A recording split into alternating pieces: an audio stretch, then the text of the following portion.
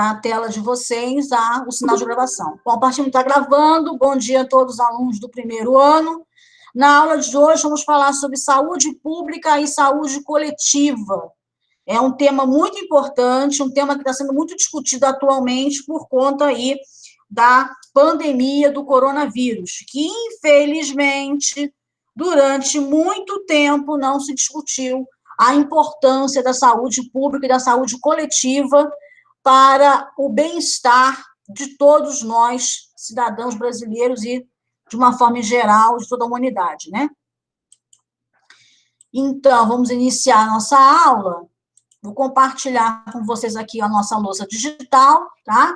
Então, nós estamos começando, gente, a apostila, né, o Caderno do Aluno, volume 3, tá? Não coloquei aqui, eu vou colocar aqui um adesivozinho do volume 3, como o pessoal aí do primeiro ano B e do primeiro ano adora, vou colocar esse negocinho aqui, né? Volume 3, agora eu aprendi com vocês, tá vendo? Tá? Coloco aqui o volume 3. Então, a biologia no volume 3 começa na página 39, e o primeiro tema é justamente qualidade de vida das populações humanas, né? Falando um pouco de saúde individual e coletiva. Todo esse bimestre, nós vamos falar sobre a importância da saúde pública e o que isso tem a ver com a qualidade de vida de uma população.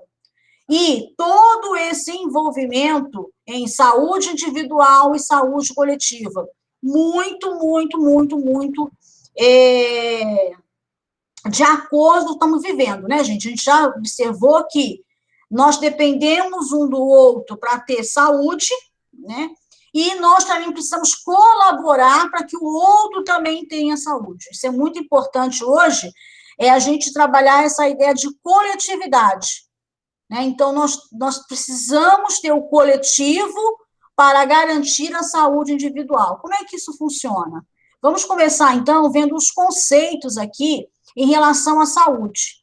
Então, a saúde, já desde 1947, né, a Organização Mundial de Saúde definiu a saúde como um bem-estar físico, mental e social. Então, a saúde não é apenas a ausência de doença ou qualquer enfermidade. Ela está envolvida no seu bem-estar físico, e aí você tem também a relação com as questões de lazer, né? Então, lazer, esporte, também está envolvido com essa questão da saúde, né? A questão social da saúde, o bem-estar mental, que hoje a gente discute muito, né? Nessa questão de pandemia, nessa questão de isolamento, de afastamento, como é que está o nosso estado mental. Claro que esses dois, o mental e o social, está diretamente envolvido no bem-estar físico, porque hoje a gente sabe que diversas doenças, elas podem ser agravadas ou mesmo surgir quando você está em uma situação de estresse, por exemplo, social, né? Então, mudança social, isolamento, por exemplo, ele pode levar a agravamento de condições de saúde física, né? Alterações das medidas lá por exemplo, de colesterol, de glicemia.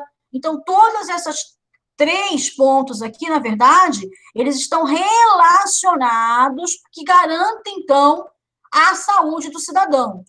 Então, a saúde não é apenas você medir a ausência de doença, aqueles examezinhos lá que a gente faz, mas é olhar a pessoa como um todo, olhar a pessoa do ponto de vista de saúde mental e de condição social também, tá?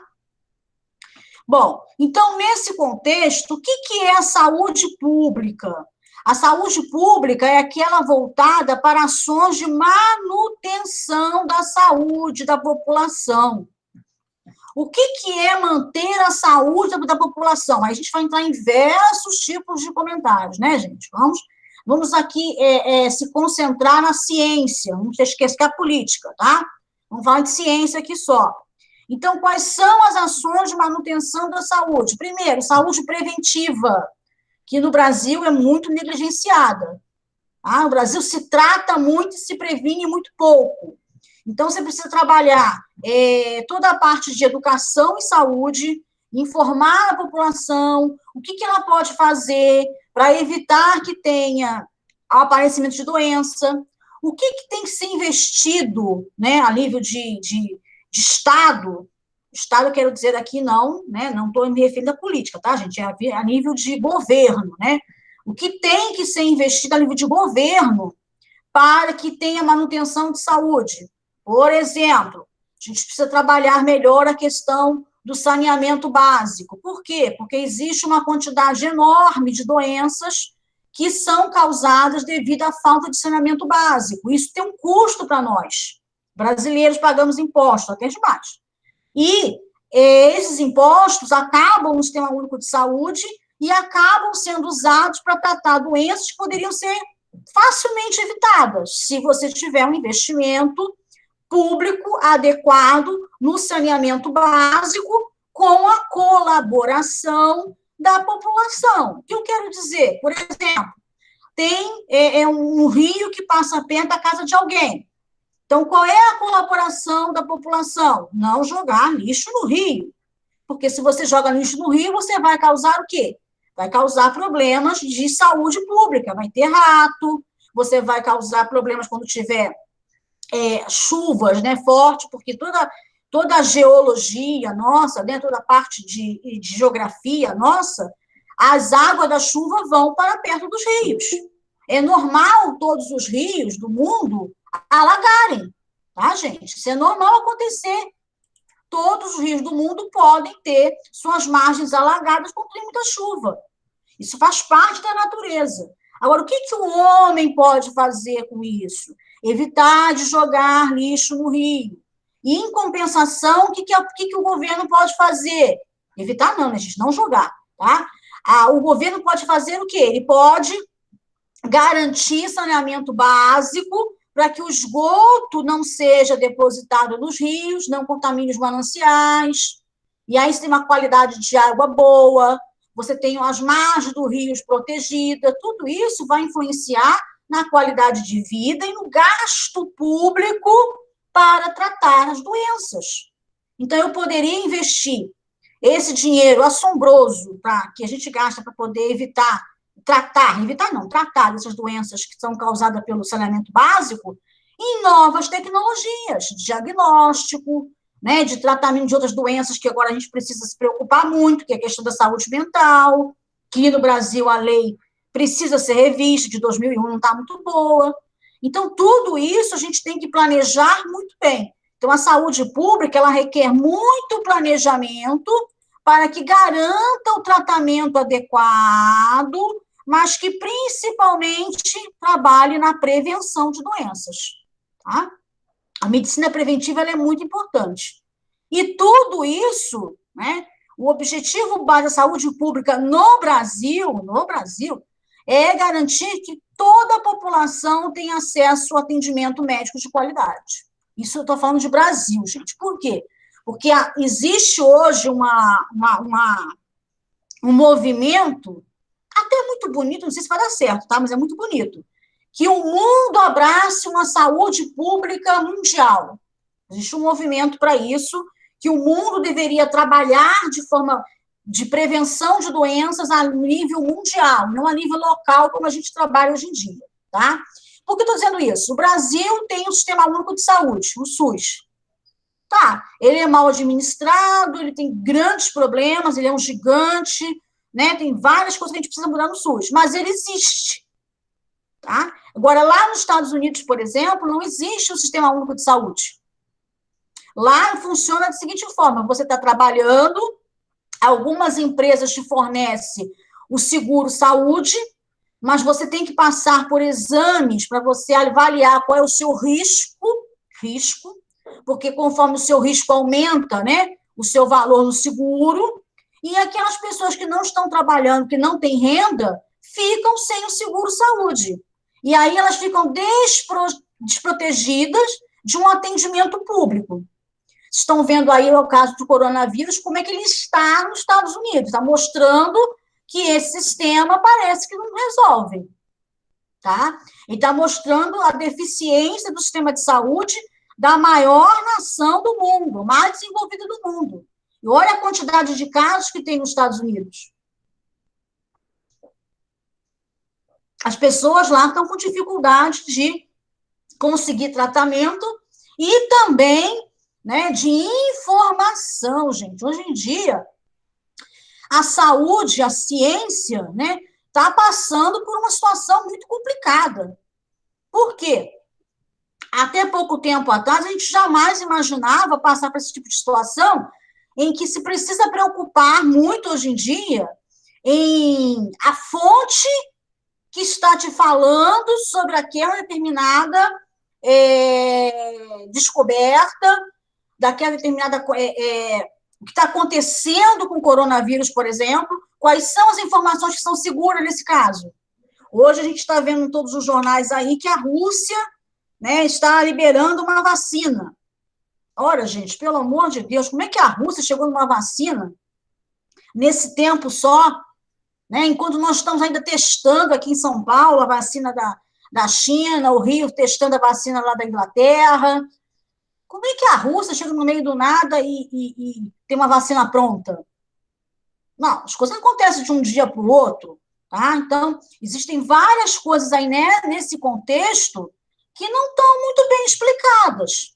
Quem está trabalhando sério, né, está testando bonitinho, como está acontecendo aqui em São Paulo, com a ajuda do Butantan, que é um órgão sério, tem uma outra chance com o pessoal da Fiocruz. O Brasil está tentando conseguir uma coisa que seja realmente confiável. Porque você não pode, de uma hora para outra, surgir, né? As coisas não surgem assim na ciência. Ah, hoje eu estou aqui, tive uma iluminação. Não, não é assim. As coisas são colocadas aos poucos, são degraus que você vai subindo. Então, não é uma coisa de um dia para outro. Se você faz uma coisa de um dia para outro, você pulou alguns degraus. Isso aí é perigoso. Porque ninguém consegue subir, né, direto para o primeiro andar. Se você não subir degrau por degrau, ou pegar um elevador. Então, me parece que ele pegou um elevador e foi direto, tá? Então, a gente tem que se preocupar muito com a informação hoje em dia. Então, como é que começou a saúde pública no Brasil? Qual foram a história da saúde no Brasil? Então, o Brasil, você sabe que foi colônia durante muito tempo, né? E, no período de colônia e de império, não existiam políticas públicas voltadas para a saúde. Tá? Principalmente, coitado dos nossos indígenas, que estão sofrendo até hoje. Até hoje, nós temos uma mortalidade muito alta entre os indígenas brasileiros. Por quê? Por questões de falta de isolamento, por questões de falta de informação, falta de prevenção, lugares que eles não têm acesso à saúde pública, ainda acontece muito isso. E os indígenas ainda são, vamos chamar assim, afetados pelas doenças, né, do homem europeu. Então, quando os indígenas viviam no Brasil, muito bem, obrigado, a gente tinha uma quantidade imensa de povos indígenas, de um monte de etnias, um monte de línguas, uma riqueza cultural muito grande, e quando Portugal vem para o Brasil, né, ele traz o quê? Como é que ele consegue vencer os indígenas brasileiros, principalmente a Espanha, né, na área ali da América Latina, mais espanhola. Ele consegue vencer esses indígenas, principalmente os incas, por exemplo, porque as doenças que eles trazem, naquele caso da varíola, ela foi altamente letal para esses indígenas. Então, populações inteiras, etnias inteiras, culturas inteiras foram perdidas por causa dessas doenças que aqui o texto fala do homem branco trouxe para essas comunidades. E, infelizmente, no século XXI, estão vendo a mesma coisa. Né? O coronavírus, nossa população indígena não foi totalmente protegida, apesar de todo mundo saber que a população indígena não tinha resistência suficiente para o coronavírus, também estava vulnerável, e a mortalidade nas aldeias indígenas que existem no Brasil é muito grande. Então, ainda não conseguimos avançar. Estamos lá e da época da colonização, tá? Então, já naquela época, o acesso à saúde era determinado pela classe social do indivíduo. Lógico, se o indivíduo tivesse dinheiro, não tinha uma saúde pública, ele contratava um médico, que estivesse no Brasil, que era muito pouco, né? E aí ele tinha, então, um atendimento médico de acordo com a ciência daquela época, que era a mesma coisa horrorosa, tratamentos, assim, muito duvidosos. Mas somente os nobres tinham direito, porque tinham dinheiro para pagar os médicos. enquanto os pobres, os escravos, os indígenas, não tinham nenhum tipo de atenção médica. E aí a população estava totalmente dependente de hospitais, né, de filantropia, caridade, como as Santa Casa de Misericórdia, que eram locais que conseguiam atender essas populações, porque eram mantidos por doações de comunidade. Desde lá daquele tempo, as Santa Casa de Misericórdia existiam, né? Hoje existem algumas ainda, outras estão com uma situação financeira muito difícil, mas elas sempre foram instituições ligadas ao atendimento de população mais pobre, com maior necessidade de atendimento. E naquela época, é claro, as crenças, né? As crenças, a cultura popular era muito utilizada na saúde. Né? A cultura indígena, que realmente tem um banco de conhecimento muito grande, a cultura africana, que também tinham suas crenças, e essas crenças eram utilizadas para o tratamento, como são utilizadas até hoje, né? Bom, em 1808, no Brasil, chega a família real, fugindo lá de Napoleão, né? E quando a família real chega ao Brasil, existe um desenvolvimento muito grande, que vocês já viram isso lá em história. E surge também os primeiros cursos de medicina, tá? Mas, gente, é tudo muito voltado para aquela população que tem condições de pagar, de arcar com aquela saúde pública. Os outros ficam lá, tentando a Santa Casa de Misericórdia ou usando suas crenças, que não deixa de ser válida, não, viu, gente? Não estamos aqui desvalidando crença, o uso de conhecimentos culturais, não. Nós estamos falando aqui de uma forma mais generalizada, tá? Em 1822, Dom Pedro, então, determinou a criação de órgãos para olhar a saúde pública. Se é que ele podia dizer de saúde pública naquela época, né, gente? Mas, vamos lá. Como forma de evitar pandemias e melhorar a qualidade de vida da população, também foram adotadas medidas voltadas para o saneamento básico. Isso ficou no papel, tá? No século XIX e no século XX, aí sim, a cidade do Rio de Janeiro, minha terra, começou a desenvolver diversas ações de saneamento básico e a campanha de vacinação contra a varíola, tá? E também tentar resolver a febre amarela. Vamos contar a história aqui do Rio de Janeiro, na época, uma das principais cidades do Brasil, ainda é hoje, né? Estamos tentando ficar melhor ainda. Como aconteceu? O Rio de Janeiro, de 1900, era uma cidade de caos. Por quê? Falta de saneamento básico, as pessoas moravam todas apertadas em casarões que chamavam de cortiço, no centro do Rio de Janeiro, e existiam surtos de febre amarela. Tá? Então, todo verão morria dezenas e dezenas de pessoas de febre amarela. A história era tão forte que chegou, né, no mundo inteiro essa notícia. Olha, se reportar no Rio de Janeiro durante o verão ou durante o tempo quente, o Rio de Janeiro, daquela época até hoje, a temperatura menor de janeiro, assim, mais ou menos de 20 graus, né? Assim, no inverno. No verão vai 45, 46, sensação térmica de 50, era assim e é assim até hoje. Então, a proliferação de mosquito era muito grande, como também é hoje, né? E dizia-se que se você fosse para o Rio de Janeiro, era você assinar quase um atestado de óbito. Então, os navios que traziam as cargas, que traziam o comércio, o dinheiro, deixavam de vir para o Rio de Janeiro porque tinham medo de morrer. E o Rio de Janeiro começou a perder dinheiro. Opa, dinheiro, né? Dinheiro, economia. E aí começou o quê, gente? O que foi importante disso? Criar um plano para melhorar as condições sanitárias do Rio de Janeiro, melhorar o aspecto da cidade, para que as pessoas viessem para o Rio de Janeiro e disseram, não, peraí, esse lugar aqui é bonito, é maravilhoso, eu não vou morrer. Né? Então, vou aportar meu navio aqui e vou fazer o comércio. E aí que entra Oswaldo Cruz. Oswaldo Cruz entra nessa questão para tentar melhorar o saneamento básico do Rio de Janeiro. E ele começa, assim, a trabalhar nisso, ele cria vários mecanismos, começa a trabalhar a questão da busca dos ratos.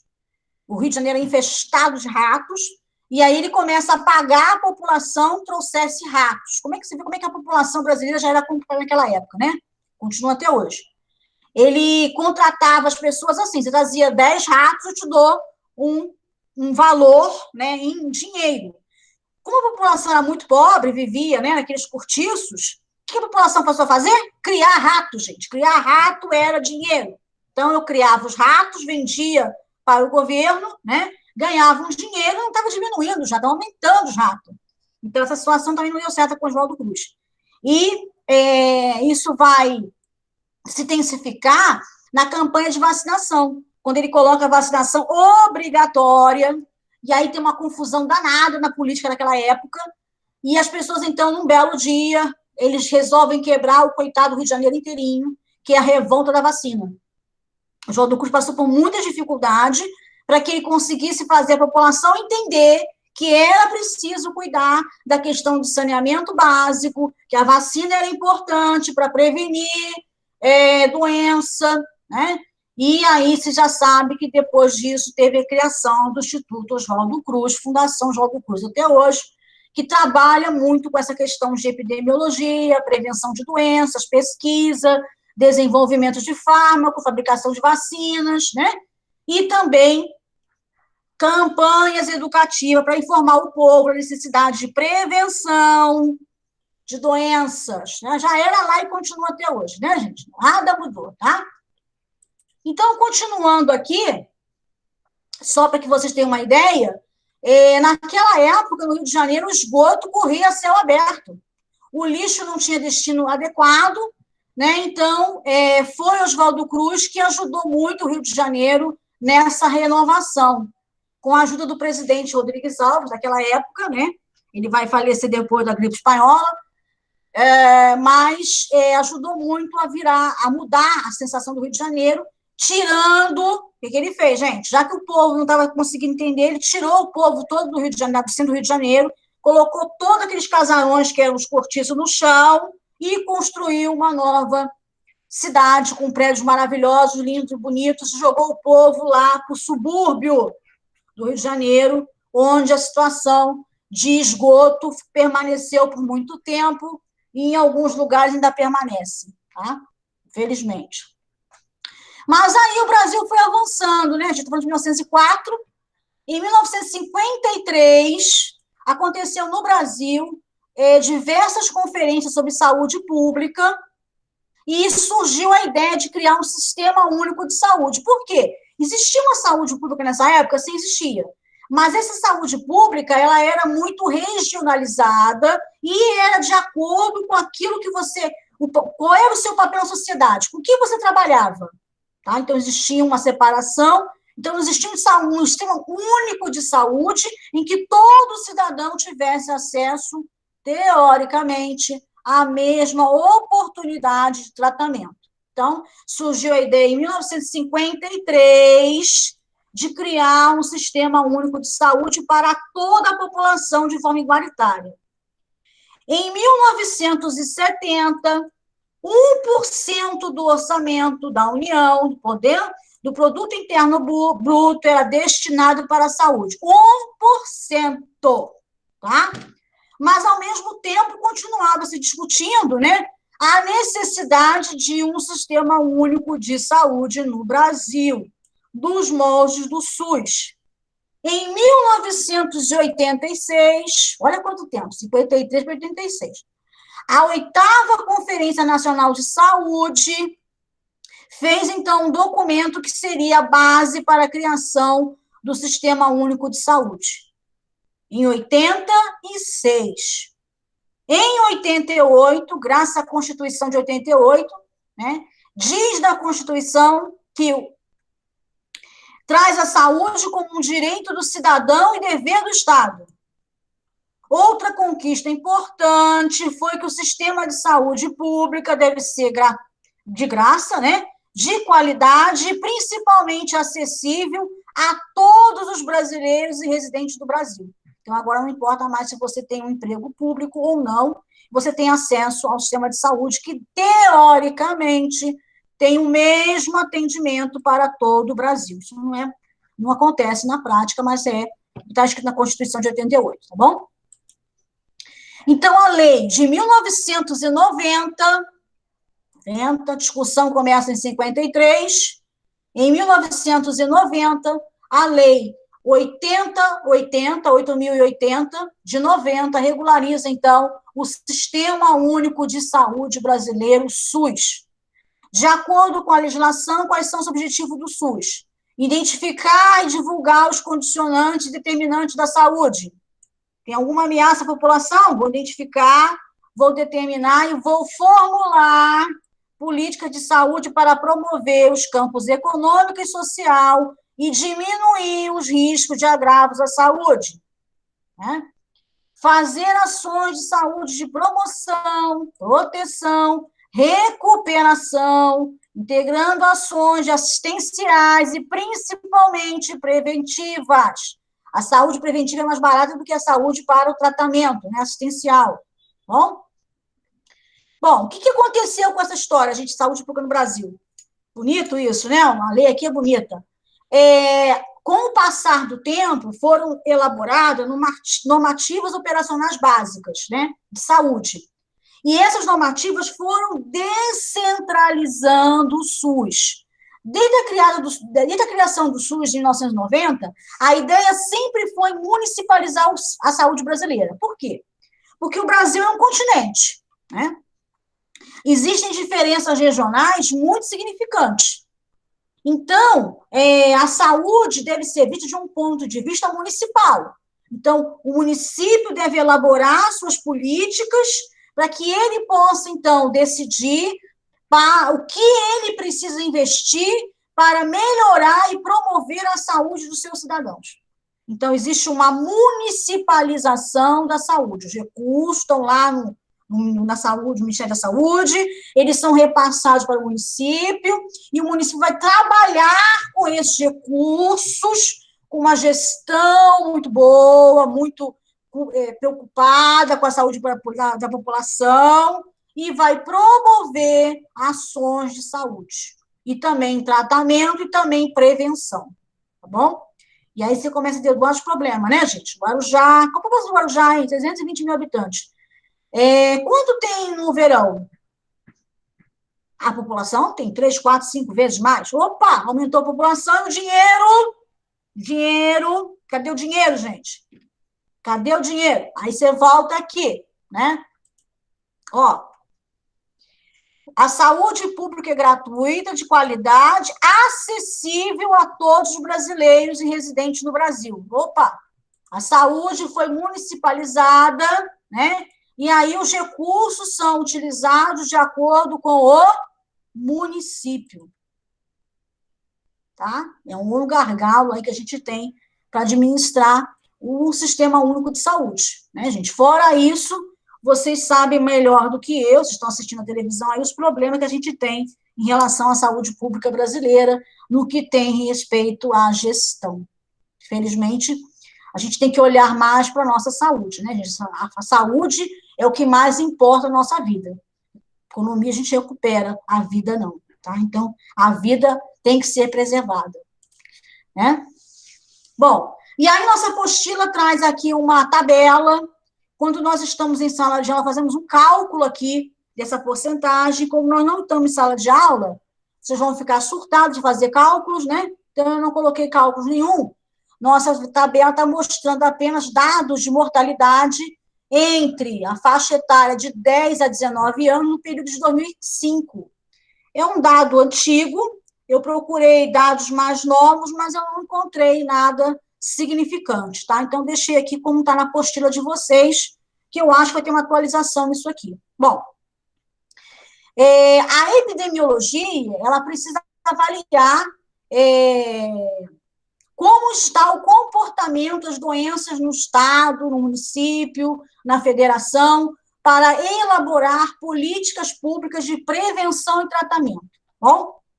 Então, essa parte da ciência, da epidemiologia, ela faz vários levantamentos, pesquisas, que a gente vai fazer, se Deus quiser, ano que vem, para poder avaliar algumas questões na nossa escola. Bom, então, de acordo com essa tabela aqui, ocorreram no ano de 2005, na faixa etária de 10 a 19 anos, 23.464 óbitos. Desses óbitos aqui, São Paulo lidera o número de mortos. Por que será que São Paulo tem a maior quantidade de mortos? Porque é a cidade que tem maior população, né? Então, é de se esperar que a cidade que tem mais população tem uma mortalidade maior, né, gente? Muito clássico isso. O que chama atenção nessa tabela aqui é a quantidade de óbitos relacionado com as causas externas. Tá? Então, vejam, doenças infecciosas e parasitárias, em 2005, tá, gente? 122 óbitos, neoplasia. O que é neoplasia, professora? Câncer, 359, um número significativo aqui, né? Principalmente porque São Paulo concentra vários centros de tratamento de câncer, gente. Tem muitas pessoas que precisam sair das suas cidades, sair dos seus estados para conseguir um tratamento de qualidade e acabam vindo para São Paulo, né? O hospital da Unifesp, por exemplo, que eu estudei lá, recebe pacientes da América Latina toda, porque é um centro de referência, as pessoas vêm de longe, viajam dias e mais dias, vêm até quase, coitado, contando moedinha para conseguir dar para dormir. Para quê? Para conseguir um tratamento de qualidade. Então, São Paulo recebe muitos pacientes de fora. Graças a Deus, lá é uma instituição federal, e, com a medida do possível, né, são grandes heróis, conseguem fazer um tratamento para essas pessoas, dar uma esperança a essas pessoas, né? Então, a mortalidade aqui é alta porque São Paulo tem vários centros de referências no tratamento de neoplasia, né? O GRAAC, por exemplo, é um centro de referência, tá? A mortalidade do sistema circulatório, 128, doença do sistema do aparelho respiratório, 165, né? Doenças que são consequências do período perinatal, ou seja, após, né, o nascimento, uma taxa bem baixa, né? Melhorou bastante o atendimento à gestante e o neonato. E causas externas, gente, 3.058. Então, tá bom. Então, o que nós vamos ver aqui? Qual é o conceito de saúde? Nós vimos aqui lá no início, né? Conceito de saúde para nós era o quê? Garantir o bem-estar físico, mental e social. Social. Vamos lá. E aí eu chego aqui e olho isso aqui. 3.058 número de óbitos para 4.311 total. Preciso fazer uma conta estatística para saber que é significante o número de mortes em causas externas. O que são causas externas, gente? Violência, acidente de trânsito, né? Briga, por exemplo, vai se encarar com a violência também. Tudo isso afeta principalmente o jovem. Então, o jovem morre mais de causas sociais do que causas de doença propriamente dita. Opa! Então, o jovem morre mais por causas sociais. Por que eu estou dizendo causas sociais, gente? Porque a violência. A violência na periferia é muito grande, porque existe uma pressão social muito grande. É muito difícil para o jovem viver na periferia. Falta muita oportunidade. Falta muito para que ele consiga ter uma visão de futuro, né? Falta muito para que ele tenha uma melhor autoestima, que ele consiga enxergar oportunidade para mudança de vida. Esse jovem ele é muito marginalizado, ele está muito vulnerável, o jovem que vive na periferia. Esse jovem ele está muito sujeito à violência. E isso eu estou dizendo uma violência não só criminal, mas também uma violência mental também muito grande, né? Falta muita oportunidade, são jovens que geralmente apresentam um grau sério de depressão, porque não enxergam no seu futuro nada que possa ser melhor do que ele está agora. Muitas vezes ele passa gerações naquela situação. Então, para ele é mais um naquele ali. Então, os trabalhos, né, que melhorem essa visão social, que o jovem enxergue oportunidades, que o jovem seja capaz de planejar melhor o seu futuro, que ele tenha mais, vamos dizer, consciência de que ele pode mudar aquilo ali. É muito importante para a gente poder diminuir essa mortalidade aqui na juventude, tá? Então, não é questão necessariamente de saúde do ponto de vista físico, de doença, mas sim de uma outra visão da doença, que é essa questão de diferença social. E aí a gente sabe, né, gente, que infelizmente as pessoas não entenderam ainda da biologia, explica isso toda vez, mas as pessoas não entendem, né? Essa questão de preconceito, de racismo, que a gente vê todos os dias aí, os jovens que estão na periferia, que são afrodescendentes, estão sempre mais suscetíveis, eu não consegui entender que não existe esse negócio de raça na biologia, né? É só social. Nós somos todos iguais, todos temos a mesma capacidade de aprender e de mudar o nosso futuro. Todos. Não importa se você nasceu na favela, se você nasceu na comunidade, se você nasceu em qualquer estrutura familiar, você tem capacidade intelectual de mudar isso. Só precisa de oportunidade. É a oportunidade que faz a diferença. Por isso que os sistemas públicos, tanto de saúde quanto de educação, precisa garantir a você a oportunidade. E você tem que estar esperto, para agarrar essa oportunidade. Não ficar, né, na fotossíntese, esperando a energia do sol e não fazer nada. Porque aí, esse índice aqui vai continuar durante décadas. Você tem que entender que existe oportunidade hoje, sim. Hoje a gente falou isso no início da aula. Gente, nós temos que nos adaptar à nova demanda. Tem um vírus aí horroroso, né, que está acabando com a nossa nação, com o mundo inteiro. E o que eu tenho hoje para aprender? Google Meet. Vou para o Google Meet. Eu estou com dúvida, vou lá no WhatsApp, professora. Olha, eu não entendi a letra A. Tá? Eu não entendi a letra A. Olha, eu tenho que me atender à nova demanda, gente. Eu tenho que estar atento ao que eu tenho hoje. Eu tenho oportunidade de aprender? Tenho. Tem aluno, coitadinho, que não tem, não. Porque ele não tem internet, porque ele não tem uma escola que faça essas aulas online, mas com a minha presença interativa. Tem uns que não têm essa oportunidade. Mas eu tenho, eu estou aqui, eu tenho, então eu vou agarrar.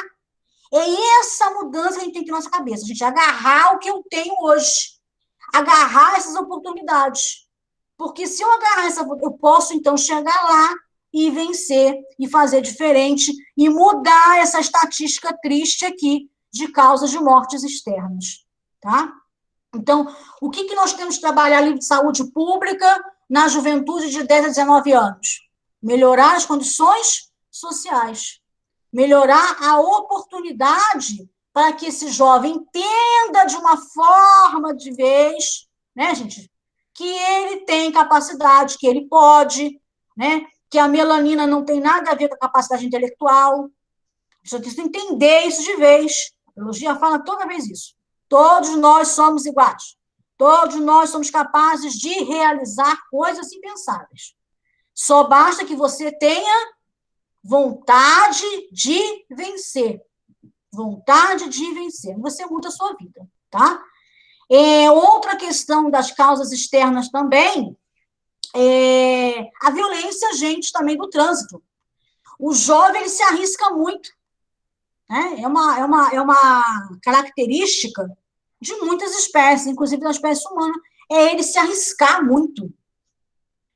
Principalmente hoje em dia, né, talvez ligado aqui à questão, à pressão social, existe uma preocupação no consumo de álcool, drogas, também pelos jovens. Talvez para amenizar, né, na cabecinha dele, essa situação tão difícil que ele vive, ele se entrega ao álcool e à droga. O álcool é uma droga lícita, perigosa, que está relacionado a muita condição de violência. E cada vez mais o jovem está sendo aliciado para o uso de álcool. Gente, não precisa de álcool para se divertir, tá? Você pode se divertir, ser um jovem feliz, alegre, passear, rir, encontrar com a sua turma, mas não precisa de álcool. E muito menos de droga para isso. Bem? Porque o uso de droga leva a gente para o buraco, leva a gente para o precipício, para o fundo do poço. A gente pode evitar isso, né? Como é que a gente evita isso na nossa cabeça? Se autoconhecendo e principalmente acreditando em você. Pode ninguém acreditar em você, ninguém. Só Deus, é claro, sempre a sua vida misericórdia. Ninguém acredita em mim, mas Deus acredita em mim e eu acredito em mim também. Então eu vou agarrar as oportunidades, não vou me deixar me levar por essas coisas aí de drogas e álcool e vou conseguir fazer a minha vida diferente. Porque você pode mudar isso aqui, tá? Você pode mudar isso aqui na estatística aqui da população brasileira. E eu espero que vocês mudem, né?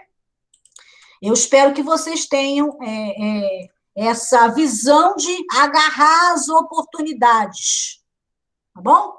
Então, assim, gente, apareceu uma aulazinha, apareceu um livezinho, eu vou estar lá, porque aprendizagem é um processo. Hoje você ouviu um monte de coisa. Vai aprender tudo? Não, não vou, não. Amanhã eu vou ver aquela aula de novo, eu estou com uma dúvida na minha cabeça aqui, eu vou assistir de novo. A tecnologia permite isso, né? Porque gravado eu posso ver 4 vezes se eu quiser. Olha que legal. Não tem que anotar tudo, né? Antigamente não tinha isso, tem que anotar tudo. Tá? Então eu vou olhar de novo. Eu estou vendo uma live aqui, eu estou me interessando por matemática, tem uma live aqui, ó, eu vou lá também, eu tenho internet na minha casa, eu vou lá também. Agarre as oportunidades, porque o mundo oferece oportunidades, gente. Então, agarre as oportunidades para mudar essa situação aqui, tá? E, para finalizar, não esqueçam que a saúde pública é o bem-estar físico, mental e social, que é direito seu ter o acesso ao atendimento médico de qualidade. Tá, gente? E isso só acontece quando você conhece. Quando você conhece o seu direito, você passa a cobrar o seu direito. Certo? É devido à população também se cuidar, né, gente? Olha que lindo. Tá?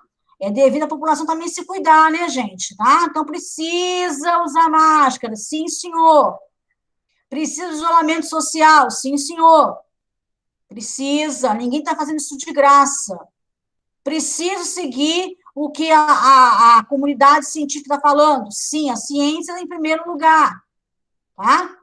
Por que eu estou fazendo isso? É a minha parte. O que eu posso fazer? Me proteger, usar máscara, né, gente?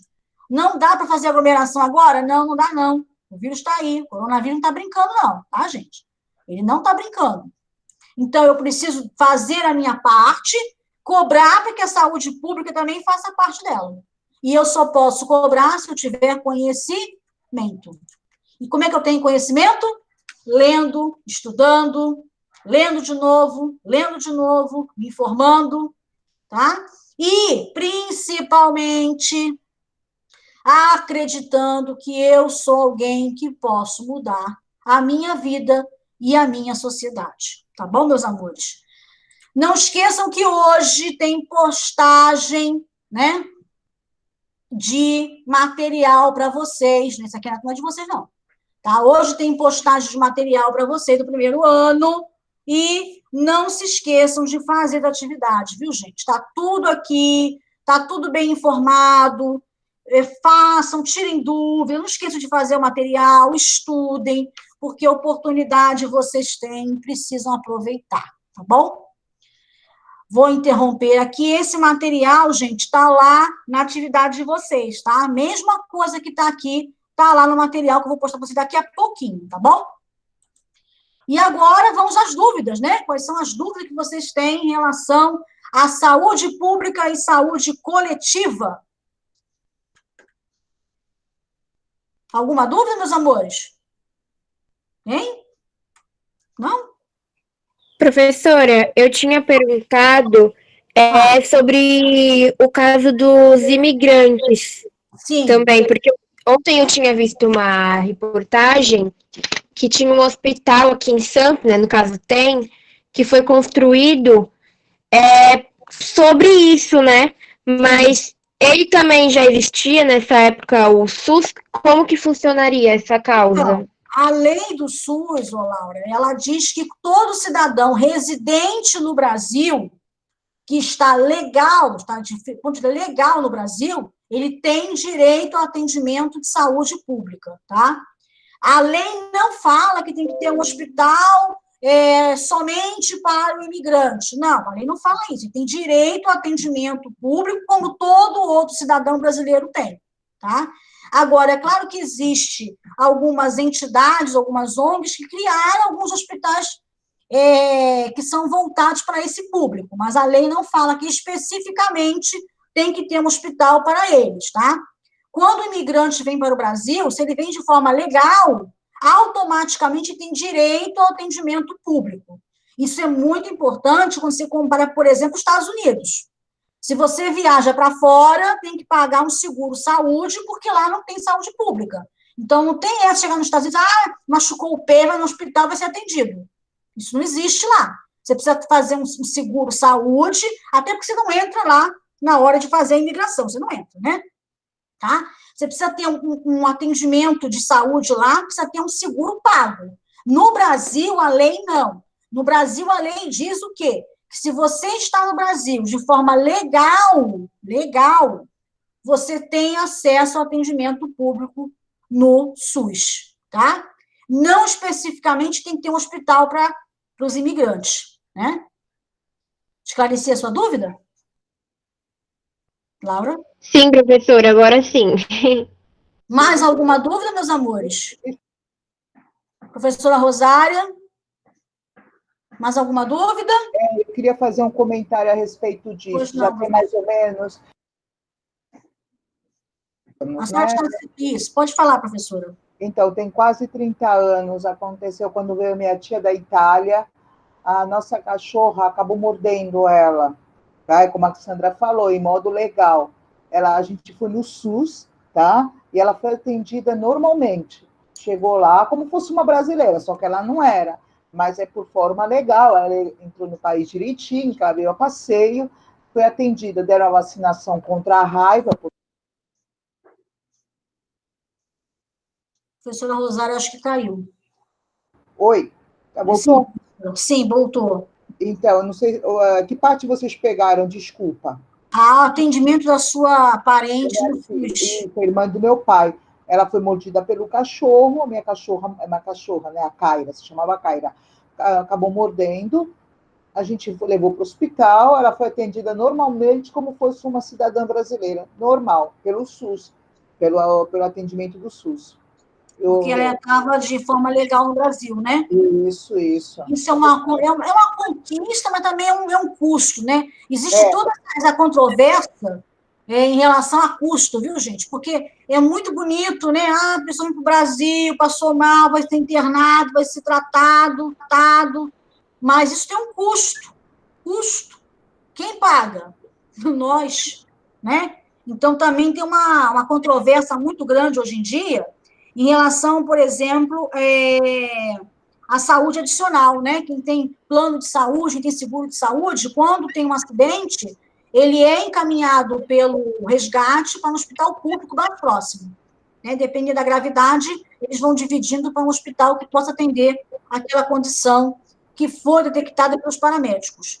E aí, quando ele vai para o SUS, ele tem um atendimento do SUS, mas ele tem uma saúde suplementar. Ele tem um seguro de saúde, um plano de saúde, e às vezes, depois que ele tem o primeiro tratamento, ou até concluir o tratamento, ele vai lá para o seu plano de saúde, né? Ou ele é transferido para lá, ou fica sempre no SUS, mas o SUS não revê aquele dinheiro que ele gastou. Então, se discute muito hoje sobre essa questão do reembolso. Então, se a pessoa tiver, Deus nos livre e guarde, né? Um atendimento do SUS, de um caso de acidente, não seria possível, se discute muito isso, que esse seguro-saúde, né, pagasse o SUS aquilo que ele gastou, já que aquele cidadão tem uma saúde suplementar, tá? Porque o Brasil gasta muito dinheiro com acidentes também, viu, gente? O Brasil gasta muito como? Tratando doenças derivadas de falta de saneamento básico. Milhões. O Brasil gasta muito também com acidentes de trânsito. O Brasil tem um dos índices maiores de acidentes de trânsito do mundo. As estradas são péssimas, né? Os motoristas são imprudentes, né? Então, aí vai. Então, o preço, né? A parte de ortopedia é muito caro também. A quantidade de dias de internação é caro. Muitos pacientes precisam de UTI, né, gente? UTI é muito caro. UTI é muito cara. A UTI é muito cara. Tem poucos especialistas, o material é caro, os equipamentos são caros, tudo é caro. Então, se discute também hoje o reembolso dessa saúde suplementar para o SUS. Tá? A gente discute também muito isso. Quem tem dinheiro, né, que tem plano de saúde, que tem seguro de saúde muito bom, que cai no hospital público, poderia indenizar e, assim, facilitar a gestão do SUS. Tá bom? Deixa eu fazer um adeno a respeito disso. Eu digo pela Itália. Na Itália é o seguinte, se você não tiver residência na Itália, você não é atendido. Tem o plano de saúde, né, gratuito, você tem. Eu tinha direito, porque eu era cidadã italiana e residia na Itália. Em qualquer lugar da Itália eu poderia ser atendida, porque eu sou residente na Itália. Mas aquele que não é como o caso dos Estados Unidos. Você vai ter que pagar um plano de saúde para ser atendido lá, senão você não é.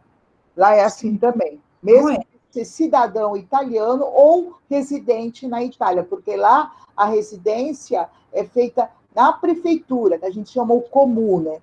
Você tem que estar inscrito no comune daquela região para você poder ser atendido, senão eles não te atendem, você vai ter que pagar tudo.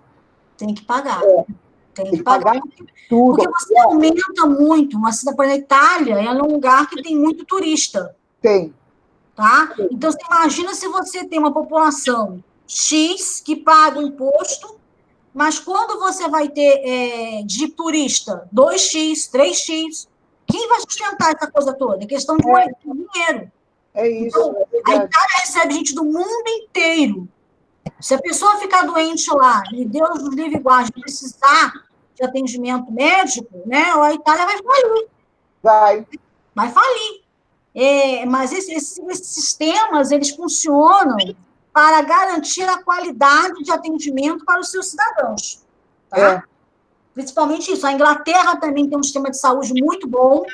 Agora está todo mundo virado, né, gente? Nós vamos ter que avaliar tudo de novo. Vamos avaliar tudo, porque a gente não sabe o que é bom e o que é ruim mais. Mas a Inglaterra tinha e tem, teoricamente, uma estrutura boa em relação ao atendimento público, né? O que a gente está vendo que os Estados Unidos está deficiente. Porque agora, com a gente desempregada, né, muita gente não está conseguindo arcar com esse seguro saúde. E é engraçado lá, que eu tenho uma amiga que mora lá nos Estados Unidos há muito tempo, né? E ela tem plano de saúde, porque o marido dela é militar, então ela tem seguro saúde melhor que muitas pessoas que vêm lá. Mas não é tão bom assim, não, tá?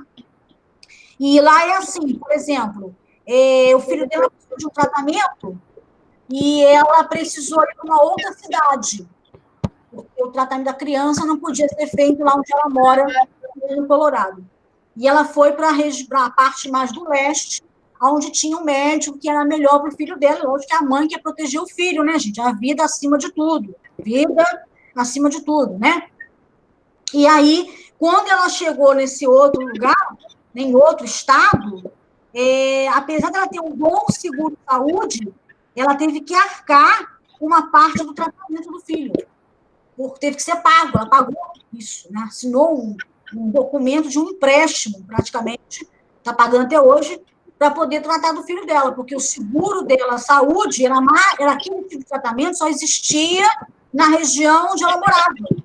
Seguro-saúde dela no contrato, lá escrito, ela não conseguiu entender, né, muito bem, mas estava escrito no contrato dela lá e aquele tratamento que ela queria para o filho dela só era coberto naquela região onde ela morava, e não lá no leste, porque ela morava numa parte do oeste, né? E não no leste dos Estados Unidos. Então, ela teve que pagar um acréscimo significativo para o tratamento do filho dela. Lá não existe um sistema único de saúde, muito menos ele de forma pública, né? Eu acho que agora com essa pandemia horrorosa, isso vai mudar muito, viu, gente? Vai ter. Eu acho que a questão de saúde, a gente vai ter que Vai ter rever uma outra visão. Vamos ter que ter uma outra visão, uma outra forma, né, de trabalhar os dados epidemiológicos, de não baixar a guarda, que o coronavírus não surgiu de um dia para outro. Nós só estamos nessa pandemia, até conversei com uma amiga da Fiocruz, com a doutora Ângela, e ela também chegou ao mesmo acordo, né? Que nós só estamos nesse fundo do poço, nós baixamos a guarda quando surgiu o primeiro coronavírus aí, que realmente preocupava, que era o SARS-CoV, em 2001, 2002. Tem alguns dados que dizem que 2001, maioria 2002, 2003. Se nós tivéssemos trabalhado de forma científica, séria, com esse coronavírus, lá, em 2002, 2003, nós não estaríamos nesse fundo do poço. Esse fundo do poço nosso, estamos por quê?